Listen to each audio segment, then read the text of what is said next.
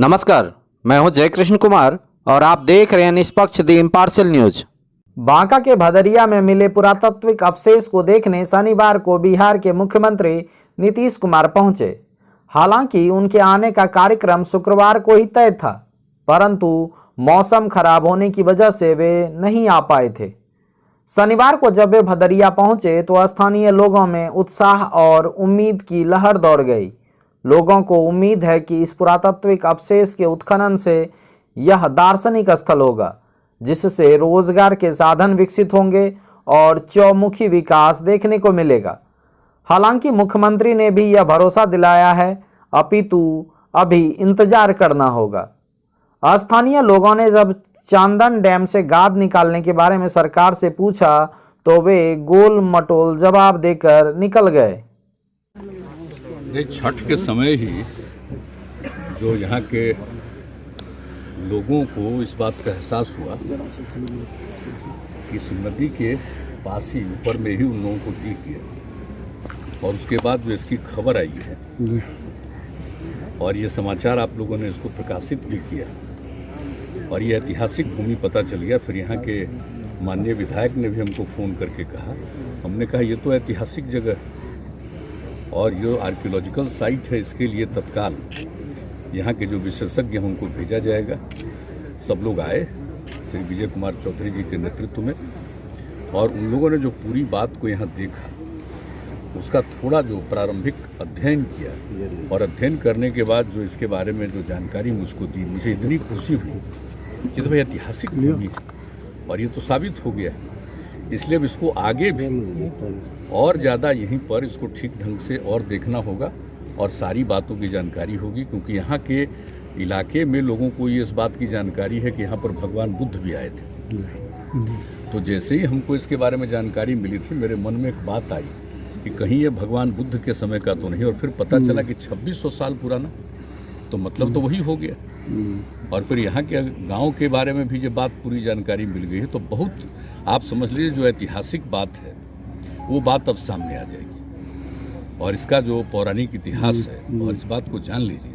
अब आप समझ सकते हैं कि बिहार के विभिन्न कोने में क्या मतलब पौराणिक चीज़ें हैं और क्या इसका ऐतिहासिक महत्व है। तो ये देख करके इतनी खुशी होती है, प्रसन्नता होती है कि भले ही लोग बिहार की आज उपेक्षा कर रहा हो, लेकिन ये बिहार के विभिन्न हिस्सों में क्या था और सब कुछ था। तो देख करके जैसे ही ये बात हुई तो मेरे मन में था कि हम जा करके भी देखेंगे। अब कल तो तय था, कल का मौसम खराब था तो नहीं आ सके, फिर हमने कहा आज ठीक होगा तो आज जाएंगे। तो आज आ गए और देख लिया, और मैंने सब लोगों से बातचीत भी कर ली है। और इसके लिए जो नदी का धार वहाँ से है उसके बारे में यह भी बात हुआ कि 95 के पहले जो पुराना धार था उसी को फिर से निर्मित किया जाए, ताकि ये इलाका अगर और ज़्यादा इसको अनुसंधान करने के लिए और अगर कहीं खुदाई करनी है तो उसको करने के लिए, और फिर जो गांव तक का इलाका है सब पर नज़र रख के कुछ न कुछ किया जाएगा। जी। तो ये बहुत ही सब चीज़ों की जानकारी होगी, और ये कोई अपने राज्य के लिए नहीं, ये दुनिया भर के लिए बहुत बड़ी जानकारी मिलेगी। और इस तरह के स्थल में फिर तो पर्यटक आएंगे, लोग आएंगे, बहुत अच्छी जगह हो। जी। और मुझे खुशी है, मैं इस धरती को प्रणाम करता हूँ, और हमारे जो भी विशेषज्ञ हैं इस काम को कर रहे हैं, हमारे जिला प्रशासन के लोग काम कर रहे हैं, और जितने लोग हम सब लोगों को कहेंगे, जितने भी हमारे जो भी राजनीतिक साथी सब लोग हैं, सब लोगों को कहेंगे कि इन सब चीज़ों पर बहुत अच्छे ढंग से इसके बारे में चर्चा करनी चाहिए, और जो लोगों के पुरानी बात जो है उसको और उजागर करना चाहिए। तो आज तुम आकर के देख लिए, मुझे बहुत अच्छा लगा है। सर, और ऐसा मत समझिए कि और कुछ काम ठीक है, हम आगे भी नहीं आए। जी, सर आर्कियोलॉजिकली अगर प्रूफ होता है तो सर क्या इसको मतलब आगे डेवलप किया जाएगा क्या? बिल्कुल, ये तो हम आपको कह रहे हैं, इसीलिए ना हम जो कह रहे हैं कि वो तो चांदन डैम पर तो हम कई बार आ चुके हैं, आपको मालूम है। गाद हटाने की जो बात हुई, हाँ वही, उसी के बारे में भी, उसके बारे में हमने पूछा उन सब चीज़ों के बारे में, और ये कहा है अभी माननीय मंत्री जी भी आए हुए विजय कुमार चौधरी जी, जो पहले देख रहे थे 10 से 15 तक के बीच में, पुनः ये देख रहे हैं, इसलिए ये भी आ गए हैं और देख लेंगे। और सब जगह वहाँ का भी जो काम है चांदन डैम का वो तो होगा ही, लेकिन जो आप लोगों ने कहा ना कि आर्कियोलॉजी को ध्यान में रखते हुए अगर जहाँ कहीं भी खुदाई की बात होगी वो होगी, और इसलिए हमने कहा कि जो नदी है ना का धार जो इधर है इसको अगर दूसरे तरफ जो पुराना सबसे ओरिजिनल धार है उसमें अगर डाइवर्ट किया जा सके तो फिर यहाँ पर उसकी खुदाई का अवसर बेहतर हो जाएगा। Thank you sir. विश्वविद्यालय के अधिकारियों को कानाफूसी करना पड़ा महंगा, उग्र हुए आंदोलनकारियों ने की धक्का मुक्की। भागलपुर के तिलका मांझी भागलपुर विश्वविद्यालय में अभावी के बैनर तले आंदोलन कर रहे छात्र नेताओं से वार्ता के दौरान कानाफूसी करना परीक्षा नियंत्रक doctor Arun Kumar, DSW doctor Ramsevak Singh सहित प्रॉक्टर और अन्य अधिकारियों को काफ़ी महंगा पड़ गया।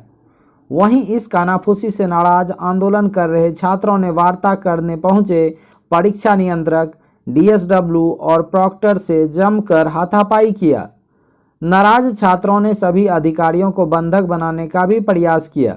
वहीं इस दौरान किसी बड़ी अनहोनी की आशंका को लेकर यूनिवर्सिटी के किसी एक अधिकारी ने विश्वविद्यालय थाना को इसकी जानकारी दे दी, लेकिन जब तक पुलिस आंदोलन स्थल पर पहुंचती, अभाविप के छात्र नेताओं की मदद से परीक्षा नियंत्रक किसी तरह खुद को बचाते हुए वहां से जा चुके थे, जबकि प्रॉक्टर, डीएसडब्ल्यू सहित बाकी बचे अधिकारी छात्रों से ओझल होकर छिपे हुए थे।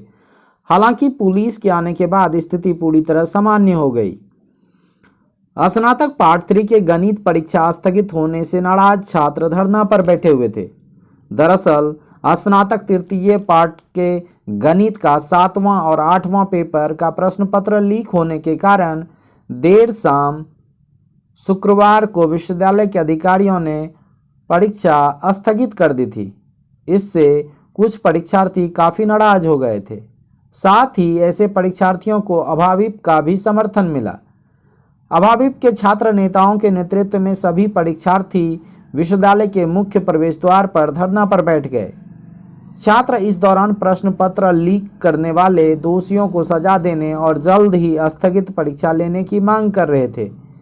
इसी दौरान डीएसडब्ल्यू रामसेवक सिंह प्रॉक्टर के साथ वार्ता करने पहुंचे। यहां तक तो ठीक था, लेकिन इसी दौरान विश्वविद्यालय के एक अधिकारी धरना पर बैठे छात्र नेता के कान में कुछ कहने लगे, जिससे बाकी छात्र भड़क गए। हालांकि उस समय छात्र नेता कुश पांडे, आशुतोष सहित कई छात्रों ने स्थिति को संभाल लिया। ठीक इसी समय वार्ता करने परीक्षा नियंत्रक अरुण कुमार पहुंचे। वार्ता के दौरान परीक्षा नियंत्रक ने स्थगित परीक्षा को पुनः 24, 28 और 31 को लेने की बात कही। इसके साथ ही उन्होंने कहा कि प्रश्न पत्र लीक करने वालों का भी पता चल गया है। 1 सप्ताह के अंदर दोषियों पर कानूनन सम्मत कार्रवाई की जाएगी। इस पर सभी छात्र संतुष्ट भी हो गए, लेकिन सभी ने आश्वासन को लिखित में देने की बात कही। इसी दौरान मामला बिगड़ गया। देखते ही देखते स्थिति हाथापाई तक पहुंच गई। वहीं प्रॉक्टर राम सेवक सिंह ने बदसलूकी करने वाले छात्रों पर प्राथमिकी दर्ज करवाने की बात कही है। विश्वविद्यालय के अधिकारियों के साथ हाथापाई करने और बदसलूकी करने वाले छात्रों पर प्रॉक्टर ने सख्त कार्रवाई करने की बात कही है। उन्होंने कहा कि लोकतंत्र में विरोध का अधिकार है, लेकिन किसी को शारीरिक रूप से हानि पहुंचाना बिल्कुल गलत है। वहीं डीएसडब्ल्यू रामसेवक सिंह ने कहा कि प्रश्न पत्र लीक करने वाले किसी भी कीमत पर नहीं बख्शे जाएंगे। उन्होंने कहा कि प्रश्न पत्र लीक होने से निश्चित रूप से विश्वविद्यालय की छवि धूमिल हुई है, जबकि छात्र नेताओं ने भी वार्ता को सफल बताकर अपना आंदोलन समाप्त करने की बात कही। छात्र नेता कुश पांडे ने कहा कि प्रश्न पत्र लीक होने से छात्र परेशान थे। वहीं संतोषजनक जवाब नहीं मिलने से उन्हें थोड़ा गुस्सा आ गया। कुश पांडे ने कहा कि विश्वविद्यालय के अधिकारियों के साथ किसी ने भी धक्का मुक्की नहीं की है। अपनी नाकामियों को छिपाने के लिए विश्वविद्यालय के अधिकारी अनर्गल आरोप लगा रहे हैं। अखिल भारतीय विद्यार्थी परिषद द्वारा जो आज होने वाली गणित की परीक्षा थी, उसको कल शाम में एक नोटिफिकेशन जारी किया गया, उसको रद्द कर दिया गया। बाहर से पढ़ने वाले विद्यार्थी हैं जो दूर दराज से आते हैं परीक्षा देने के लिए, उनका परीक्षा अचानक से रद्द कर दिया गया, जिसके कारण काफ़ी छात्र छात्राओं को आज परेशान होना पड़ा, कॉलेज से ढूंढना पड़ा। तो हम लोग आज यहाँ पर आंदोलन कर रहे थे, क्योंकि विगत कुछ दिन पहले जो पहले परीक्षा हुई थी उसमें गणित का प्रश्न पत्र लीक हुआ था। विश्वविद्यालय की गरिमा धूमिल हुई थी, तो हम लोगों की मांग थी, आज हम लोग यहाँ पर पहुँचे थे कि आने वाली परीक्षा को भी रद्द कर दिया गया था। इसीलिए आज छात्रों का हुजूम विद्यार्थी परिषद के साथ अपनी मांगों को मनवाने के लिए यहाँ पहुँचा। हम लोग था कि नया तिथि दिया जाए जिस दिन परीक्षा होना है, तो 26, 28 और 31 का नया तिथि मिला हुआ है, जिस पर कई छात्र संतुष्ट भी हैं, हम लोग संतुष्ट हैं। लेकिन अभी आश्वासन मिला है कि इसको हम लोग चाहते हैं कि लिखित दिया जाए। तो 1 घंटे में उन्होंने बताया कंट्रोलर ने, 1 घंटे में हम लोग लिख करके इसको आप लोगों को दिया जाएगा। अभी पता परीक्षा को जो पुनर्जब परीक्षा के आयोजन को लेकर के छात्र आंदोलन कर रहे थे, क्या हुआ? हम लोग तो वार्ता करके हम लोगों ने आज ही तिथि घोषित कर दी थी। तिथि भी हम लोगों ने, कंट्रोलर ने बता दिया कि हम जो स्थगित परीक्षा है 24, 28 और 31 को हम लेंगे। उनकी दूसरी मांग थी कि जो पर्चा लीक होता है उस पर कार्रवाई सुनिश्चित की। हमारे कंट्रोलर ने भी बताया कि जो पर्चा लीक हुई है उसमें कुछ साक्ष्य मिले हैं, कार्रवाई की जा रही है और इसी वीक उस पर FIR दर्ज होगा। पत्र लीक होता है, फिर पुनर्परीक्षा होता है, जांच कमेटी का गठन होता है, कार्रवाई के नाम पर शून्य, कब तक चलेगा? सर देखिए, पहले तो निश्चित रूप से कार्रवाई होनी चाहिए और कार्रवाई होगी। इस बार हम लोग चूंकि इसमें लगे हुए हैं और हमको नहीं लगता इस सप्ताह में उस पर कार्रवाई, FIR या जो उचित कार्रवाई माननीय कुलपति महोदय के आदेश से निश्चित होगी। वार्ता में जो आप लोग गए हुए थे तो छात्रों के द्वारा जिस तरह व्यवहार किया गया कैसा उचित नहीं था, तो कहीं ना कहीं इस पर कार्रवाई होगी और किस प्रकार कार्रवाई होगी वो बताइए। पहले तो छात्रों का व्यवहार बहुत अच्छा इसका नहीं था, जो हमारे विश्वविद्यालय के छात्र का ऐसा प्रतीक नहीं होता। निश्चित रूप से बाहरी कुछ तत्व है जिस पर हम लोग माननीय कुलपति महोदय के आदेश से निश्चित रूप से संज्ञान लेंगे। नागरिक संघर्ष मोर्चा ने कई मांगों को लेकर भागलपुर स्टेशन चौक पर दिया 1 दिवसीय धरना। भागलपुर नागरिक संघर्ष मोर्चा स्टेशन चौक पर विभिन्न मांगों को लेकर 1 दिवसीय धरना दिया गया। इस दौरान मोर्चा के संयोजक ने सरकार सहित विकास के मामलों में भागलपुर को कई वर्ष पीछे धकेलने जैसे कई आरोप लगाए। वहीं विकास मामले में NH-80, रेलवे निजीकरण, किसान बिल, रेशम उद्योग के मुद्दे पर सरकार को कटघरे में खड़ा किया। उन्होंने आरोप लगाया कि भागलपुर नगर सरकार और प्रशासन ने इसके विकास के मामले को दरकिनार कर हाशिए पर ला खड़ा किया है। धरना में मनोज मिता, योगेंद्र महतो, रोशन एवं अन्य मौजूद थे। देखिए, मुख्यमंत्री नीतीश कुमार जी नालंदा के मुख्यमंत्री नहीं है, भागलपुर के मुख्यमंत्री। देखिए, भागलपुर की जो समस्या है वो टंगी हुई। आप देखिए, NH-80 को जाने का ठिकाना नहीं है। 20 वर्षों से ये मामला पड़ा हुआ है और वो कभी ठीक नहीं हुआ। NTPC के राख से हजारों एकड़ जमीन जो है किसानों की बर्बाद हो गई। ये विक्रमशिला विश्वविद्यालय, केंद्रीय विश्वविद्यालय खुलना था, सरकार की योजना थी, वो आज तक नहीं खुला। आप यहाँ बार बार कहा जाता है कि एम्स होगा, एम्स होगा। हम लोग कह रहे हैं कि जो चिकित्सालय है उसको कम से कम एम्स की सुविधा दे दो कि जिससे सामान्य लोगों का यहाँ इलाज हो सके।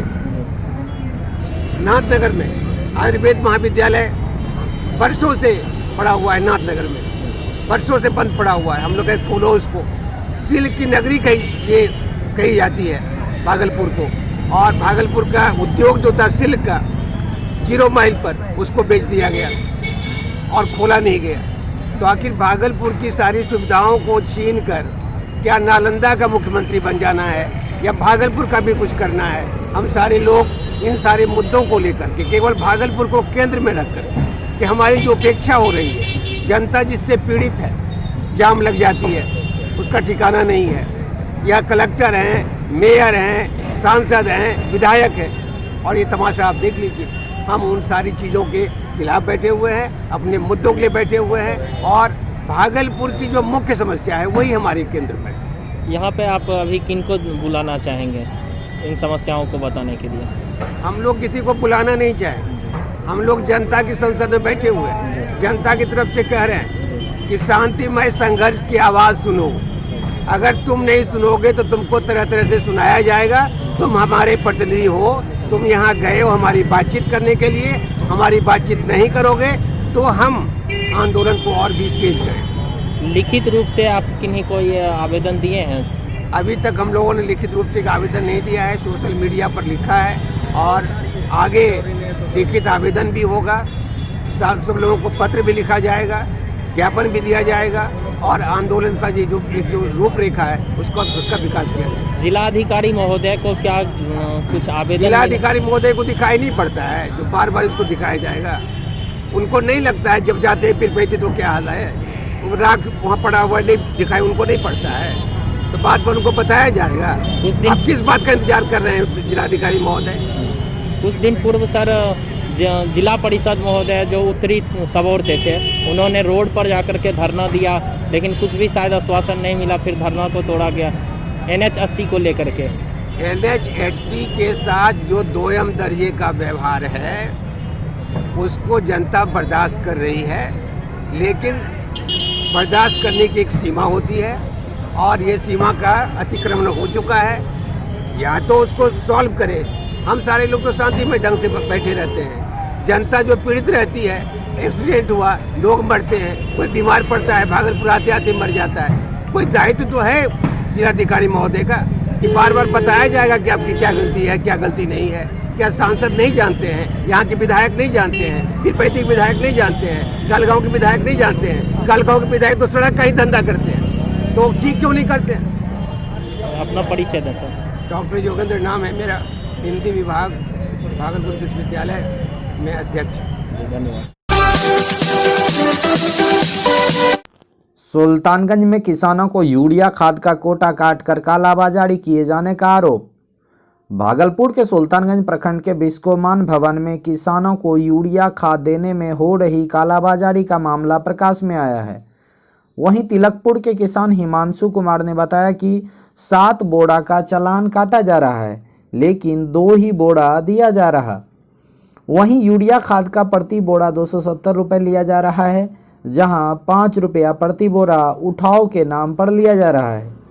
जब इस मामले पर खाद बांट रहे MTS रोशन कुमार से पूछा गया तो उन्होंने बताया कि वे मैनेजर चंदन कुमार के आदेश पर कार्य कर रहे हैं। वहीं जब मैनेजर चंदन कुमार से बात की गई तो उन्होंने बताया कि ऐसी कोई बात नहीं है, हम किसान को देखते हुए कार्य कर रहे हैं।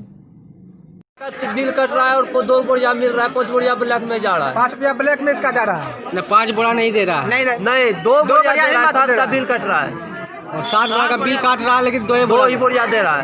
तो क्या कर रहा हूँ? बोल रहा है 2 ही बोरिया मिलेगा, लेकिन मैसेज देखिए 7 बोरिया का आया हुआ है अभी तुरंत मेरे मोबाइल पे। क्या नाम है आपका? हिमांशु कुमार। कहाँ से आए हैं? तिलकपुर से। 270 रुपया यूरिया बोरा। हाँ। सरकारी रेट कितना है? 265। कहाँ घर हो आपका? गंगापुर नसोपुर। क्या नाम आपका? नंदलाल राय।